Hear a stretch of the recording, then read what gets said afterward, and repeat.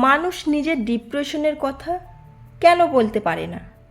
কারণ যখনই কোনো ডিপ্রেসড ব্যক্তি নিজের অ্যাংজাইটির কথা বলতে যায়, তখন তাকে বলা হয়, তুই কি বাচ্চা, স্ট্রং হো। জানিস তোর বয়সে আমি কি ফেস করেছি, এইটুকুতেই ভেঙে পড়লে চলবে? তোর বয়স কত, এখন থেকে কিসের ডিপ্রেশন? বলছি যে মানুষটা ফেস করছে, সে কতটা কষ্ট পাচ্ছে সেটা শুধু সেই বুঝতে পারছে।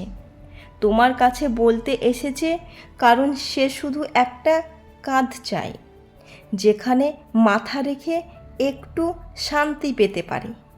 কিন্তু সেটা আর জুটল না কপালে।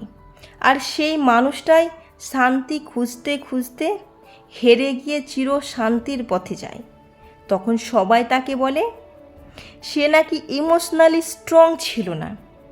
আজব পৃথিবীর আজব লোকজন। মানুষটা চলে গেলে আর পাবে না, তাই সময় থাকতে একটু সেই মানুষটাকে বোঝার চেষ্টা করি, জাজ না করে।